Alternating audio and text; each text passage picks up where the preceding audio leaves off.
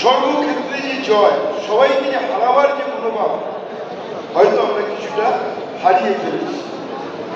নতুন সচিব হয়েছে, সভাপতি হয়েছে।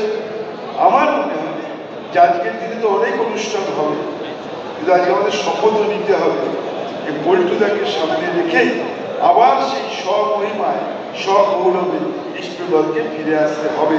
তাহলেই আমরা মনে করব যে পল্টুদা চিরকাল ইষ্টবেঙ্গল ক্লাবে ছিলেন, আছেন এবং চিরকাল থাকবেন।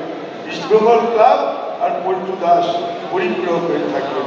আসুন আমরা শপথ গ্রহণ করি, যাতে এবার অন্তত সব ম্যাচে যাতে ইষ্টবেঙ্গল জিততে পারে এবং সব কটা ট্রফি যাতে আবার, একটা সময় ইষ্টবেঙ্গল ক্লাবকে মনে হচ্ছিল কোনো একটা জায়গা ভালো নিতে হবে এত ট্রফির জন্য, মাঝখানে একটু খরা চলছে, না আমার বিশ্বাস অন্ধকারের পর আলো হয়, রাতের পর দিন আসবে, আগামী দিনটা ইষ্টবেঙ্গল ক্লাবে।